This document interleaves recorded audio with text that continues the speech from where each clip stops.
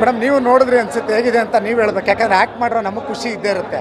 So ನೀವು ನೋಡಿ ಹೇಳಿದ್ರೆ ನಮಗೊಂದು ಜಸ್ಟಿಫೈ ಸಿಗುತ್ತೆ ಅಟ್ಲೀಸ್ಟ್. ಎಕ್ಸ್ಪೀರಿಯನ್ಸ್ ನಿಜವಾಗ್ಲೂ ಖುಷಿ ಇದೆ, ಯಾಕೆಂದರೆ ಒಂದು 4 ವರ್ಷದ ಪರಿಶ್ರಮನ ಒಂದು ಫಾರೆಸ್ಟಲ್ಲಿ ಶೂಟ್ ಮಾಡಿ ಸಿನಿಮಾ ಇದು. ಎಲ್ಲ ಒಂದು ಕಡೆ ನಾವು ಅಷ್ಟು ಕೆಲಸ ಮಾಡಿದಂಥ ಸಿನಿಮಾಗಳು ಥಿಯೇಟ್ರಿಗೆ ಬರದೇ ಇದ್ದಾಗ ನಿಜವಾಗ್ಲೂ ಕಲಾವಿದರು ಆದಂಥ ನಮ್ಮಂಥವ್ರಿಗೆ ನೋವಿರುತ್ತೆ. ಸೊ ಇವತ್ತು ಈ ಥಿಯೇಟ್ರಲ್ಲಿ ನಮ್ಮನ್ನು ನಾವು ನಿಂತ್ಕೊಂಡು ಕೂತ್ಕೊಂಡು ನೋಡಿದಾಗ ನಿಜವಾಗ್ಲೂ ಖುಷಿ ಆಗ್ತಾ ಇದೆ. ಒಂದು ಸೆಕೆಂಡ್ ಹಾಫಲ್ಲಿ ಒಂದು ಚಕೋರಿ ಅನ್ನುವಂಥ ಒಂದು ಪಾತ್ರನ ಕೊಟ್ಟಂಥ ನಿರ್ದೇಶಕರಿಗೆ ಈ ಮೂಲಕ ಥ್ಯಾಂಕ್ಸ್ ಹೇಳ್ತೀನಿ, ನಿರ್ಮಾಪಕರಿಗೆ ಥ್ಯಾಂಕ್ಸ್ ಹೇಳ್ತೀನಿ. ಯಾಕೆಂದರೆ ಕನ್ನಡ ಸಿನಿಮಾಗಳಿಗೆ ಜನ ಬರ್ತಾ ಇಲ್ಲ ಅಂತ ಮಾತಾಡುವಂಥ ಈ ಟೈಮಲ್ಲಿ ಒಂದು ಸ್ಟ್ರಾಂಗ್ ಕಂಟೆಂಟು, ಸ್ಟ್ರಾಂಗ್ ಬೇಸ್ ಇರುವಂಥ ಸಿನಿಮಾನ ನಮ್ಗೆ ಕನ್ನಡ ಜನತೆಗೆ ಕೊಡ್ತಾ ಇದ್ದೀವಿ. ನೀವೆಲ್ಲರೂ ನೋಡಬೇಕು ಅಂತ ಕೇಳ್ಕೊತೀನಿ.